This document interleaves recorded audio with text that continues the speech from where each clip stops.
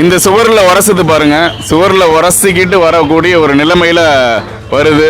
அரசு ஓட்டுநர்கள் கூட சொல்றாங்க. ரோடு வசதியெல்லாம் இந்த இதுலாம் பார்த்தீங்கன்னா ரேசா ரெண்டு பக்கம் தண்ணி, ரெண்டு பக்கம் தண்ணி. ரேசை கவுந்தா ஒரு அந்த பஸ்ஸில் இருக்கிற ஆளு ஒரு சனம் கூட மிஞ்சாது. ஒரு பஸ் வந்தால் ஒரு சாயந்தரம்லாம் 6 மணிக்கு வந்தாங்கன்னா பயங்கர டிராஃபிக் ஆயிரும். பள்ளிக்கூடத்துக்கு போகிற பிள்ளைகளே ரொம்ப கஷ்டப்பட வேண்டிய சூழ்நிலை இருக்கு. 8 கோடி 10 கோடின்னு கவர்மெண்ட் ஒதுக்குறாங்க. ஆனால் ஒரு வேலை கூட இதுவரை செஞ்சது கிடையாது. ஆம்பளை ஒதுங்குறதுக்கு இடம் இல்லை. பொம்பளை இப்படி உட்காந்தா ஆம்பளை அப்படி உட்காந்துருக்காங்க. எங்கள் தெருவில் ரொம்ப மோசம். ஒரு அவசர ஆபத்துறதுக்கு ஒரு தீயணைப்பு வண்டி வர முடியாது, ஆஸ்பத்திரி வண்டி வர முடியாது, ஆஸ்பத்திரிக்கு எந்த பிறகுக்கும் தூக்கிட்டு போக முடியாது. இதெல்லாம் ஆக்கிரம் பண்ணி ரோடை விரிவுபடுத்த விடாமல் செய்கிறாங்க. அதிகாரி கண்டுக்கிறது இல்லை, மந்திரிகளும் பார்க்கறது இல்லை, கலெக்டரும் பார்க்கறது இல்லை. கூமாப்பட்டியுடைய பேருந்து நிலையம் பார்த்தீங்க அப்படின்னாக்கா எவ்வளோ பெருசாக இருக்குது அப்படின்றத பார்த்துக்கலாம்.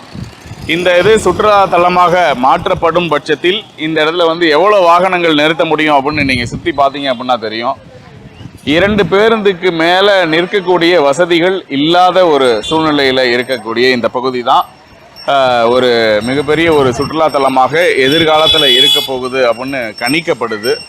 இந்த இடத்துல ஒரு சுற்றுலா குழுவினர் வந்தாங்க அப்படின்னாக்கா கழிப்பறை வசதி இதுதான். இதை தவிர வேற கழிப்பிட வசதியே இந்த இடத்துல கிடையாது. ஊர் மக்கள் பொதுவாகவே வாய்க்கால், கண்மாய், சாலை ஓர பகுதிகளையே பெருமளவு வந்து இந்த இடத்துல வந்து கழிப்பிடத்திற்கு பொதுவெளியையே பயன்படுத்தி வருவதையே நம்ம வந்து பார்க்குறோம். மிகுந்த முகம் சுளிக்கக்கூடிய ஒரு இதுதான். இங்கே பாருங்கள், பேருந்து இந்த இடத்துக்கு தான் வருது.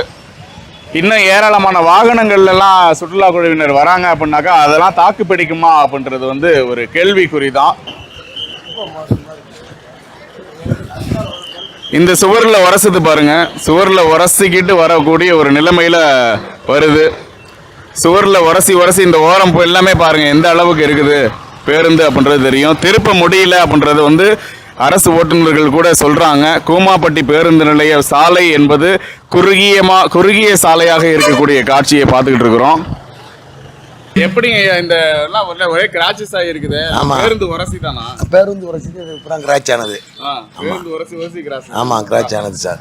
அது மாதிரி ஒரு பைபாஸ் நீங்க கோரிக்கை விடுக்கலையா? கோரிக்கையெல்லாம் வச்சிருக்கேன் சார், பல வருஷம் கோரிக்கை. அதே மாதிரி சார் நெடுங்குளம் சாலையெல்லாம் ரொம்ப சிரமம்.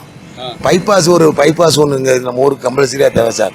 இங்கெல்லாம் வந்து தேங்காய் வந்து அதிகமான உற்பத்தி, இங்கே தேங்காய் வந்து அதிகமான உற்பத்தி வந்தால் லாரியெல்லாம் டாரஸ் வண்டி தான் வருது. அவங்களாம் சிரமப்பட்டு தான் போய்கிட்டு இருக்காங்க.